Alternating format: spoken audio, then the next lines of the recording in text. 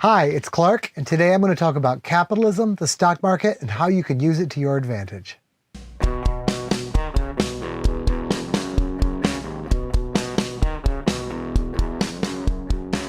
In this series, we talk about how to live a more intentional life by focusing on 5 things. Defining your enough, what you need to be happy, and how you can prepare for that life. Understanding investment theory, what you need to know to get there. Developing good habits and motivations to help you along the way, and actually doing it, specific steps to work towards your enough goal. Lastly, finding community so you can connect with others striving to live an intentional life. Today, we're talking about my theory of how the stock market works and how you can use it to your advantage. Before we can talk about the stock market, we need to talk about economic systems. I'm going to talk about 3 of them here: feudalism, Marxism, and capitalism. All of them, from our purposes, have the most to do with who controls the means of production. Feudalism is like kings, warlords, old times, knights, that kind of a deal. It went on for a while and it still exists in some places. The idea is some strong man, through either controlling a large army or having the best weapons or whatever his trick was, has gotten control of an area. And he owns that area. He owns the means of production. So he controls the land and he controls the people who work the land. Serfs. It's probably better than anarchy for the serfs. They don't have people coming in and robbing them, but it's not the greatest system. Nothing that we want to do. But that's when one guy owns the means of production. Karl Marx wrote a book on another form of government. We call that Marxism. It includes communism and socialism and that kind of a deal. He claims in his book that his point was that the people should own the means of production. Where it does work is like a family. If you and your spouse have a bunch of kids, you don't want to raise them in a capitalist type model. You don't want to raise them in feudalism. You're basically raising them communist. You don't expect the children to have to produce their own food or make their own clothes or work for the family. You support them because you love them, because you're raising them up. You're trying to make them into good people. So it works great at that scale. If you have like a commune thing going on, it can work pretty good because at least you trust everybody. You don't have to love everybody there, but you have to trust that they're trying to work hard. If they're not trying to work hard and they're just kind of going along being a bit lazy, you can kick them out. But for a country, you don't have that option. If you were to essentially kick somebody out of the country, that really boils down to putting them in prison or just outright killing them. And you start getting a very bad reputation when you do that. So Marxism doesn't scale up well. The problem is, no Marxism model has the people owning the means of the production. Governments own the means of production. And governments, they're governments. When they're at their best, they're inefficient. And when they're at the worst, well, they can be pretty bad. Marxism has been tried in the Soviet Union on a huge scale. It's been tried in lots of other countries at smaller scales. It's failing miserably for the people of Venezuela right now. It just plain doesn't work with human nature. It's not scalable. The final system we're going to talk about is capitalism. Now, capitalism doesn't sound all warm and fuzzy like Marxism sounds on first blush, but it actually is the very, very best system. Who owns the means of production in capitalism? Well, virtually anybody who would want to. You don't have to. You're not taxed into it. You don't have to own a part of a corporation because you're in the society. But if you choose to save your money and invest it in a big corporation, a publicly held corporation, you're going to start reaping the rewards of that corporation. Everybody has that option. And that's really what makes capitalism great. It's also great because the companies that need capital have a good source of capital. And if you look out throughout history, or fairly recent history actually, you can see that the number of people that live in absolute abject poverty has gone down really a lot. And it's mostly because of the capitalist system all over the world. The thing that makes capitalism really work is its scalability. You don't have to love everyone in the group. You don't even have to like them or trust them. In fact, you probably really shouldn't trust everybody in a big, big city or a big country. What capitalism does for you is lets it scale beyond all those issues. So, in feudalism, some strongman holds the means of production. In Marxism, the government holds the means of production, which kind of boils down to a strongman when you get right down to it. And in capitalism, anyone that wants to put capital in the system owns a bit of the means of production. The vehicle that a capitalist system uses to move that capital around, to allow people to invest and see the fruits of their investment, is called the stock market. Now let's take a closer look at the stock market. How does it work? Well, that's a big subject. People have doctorates in economics.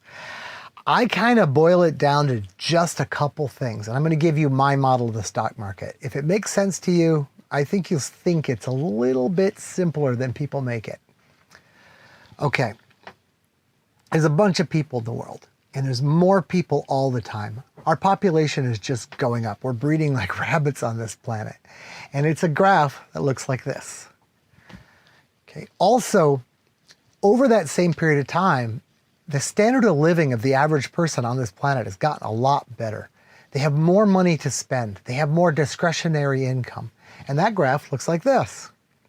If you take these two graphs and you multiply them together, this is what you get. See that curve?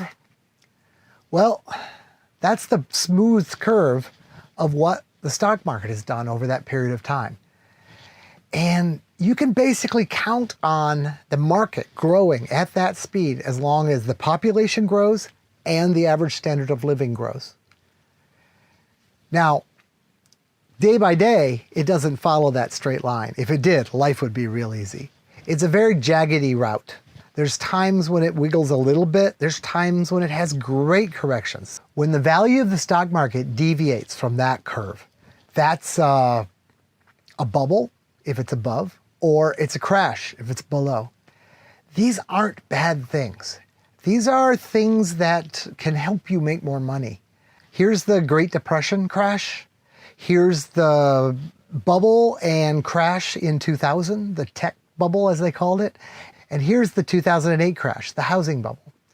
And you can see for all of these crashes, after a little time went by and people got confidence back, not only did the market start going up, it went up and joined that same curve that it would have been on no matter what, because people were still having babies and people are still being able to buy more than they could the day before. So how can we use this to our advantage? Right now, if you haven't done it already, you should go watch my Power of a Dollar video, because I'm going to use some terms that are defined in there, and it tells you why you should be investing. Also, there's a 3-part series that'll take you through the actual process of doing investment, opening a fund, finding an investment that's good for you, and actually buying it. That can be very useful. Know that's out there. You can get to that later. Now I'm going to talk about how the market works and how you can take advantage of the dips and the bumps. The method that I use generally is just buy, always buy and hold. Buy every paycheck, buy a certain amount, or put the money aside every paycheck. Keep that going, keep that going. Don't worry if it's high, don't worry if it's low, just keep going. The average will be in your favor, and over a period of time, say 10 years later, the difference of whether you bought it on a Monday or a Friday really doesn't mean much. The big sweeping things could be an issue. If you think the market is well above what the value should be, maybe you want to put your money someplace else for a little while. But what happens more often than bubbles are crashes, and crashes are actually wonderful things. First off, remember, you haven't lost a penny until you sell your position. So if you've been buying stock and there's a crash and you go, oh no, I'm only worth half of what I was worth yesterday. No, you own the same percentage of those companies. You own exactly the same amount. It's just that those companies' stocks are on a bargain right now. You can buy them for a very, very low price. So I'll use my own example. I retired in 2000. I went out sailing. There was a crash. I just rode through it. I just tightened my belt and didn't spend any principal and just lived as cheaply as I possibly could. And it came back up. Some years later, I was out sailing in the Eastern Caribbean and I came back. And as I came back, that housing thing happened and the market crashed again. Well, I had just come back from a long multi-year sail. I was ready to be in the States for a little while. And I decided, hell, this is a bargain. So even though I hadn't worked in 10 years, I went back to work for 2 years. And during those 2 years, I saved everything in the market. Boy, am I glad I did. I made more money during that period on the market growth than I did working for the company I worked for. And I think that's a good thing to do. If you're already past the fire thing, if you're already retired and there's a crash, that's a good time to go back to work. Even if you worked at McDonald's, just so you didn't have to sell principal, or you work someplace that you only had a tiny bit of income, putting that income into the market at that time with all those bargains will make you a lot of money in the future. So when everybody is saying, oh, woe is me, the market is low, I got to get out, they're getting out. They're selling things at a loss. You buy them. So in conclusion, I believe in buy and hold. So buy consistently. Hold on to that. Just live off the dividend. Don't sell when things are high. Just keep it going. And by all means, keep buying when the market goes down. You're buying bargains. If you want more of my strategies, please subscribe to the channel and hit that bell. It turns out that bell is like really important. YouTube is changing everything. We'll have more videos like this one coming up. And I want to really thank you all for watching. Good day.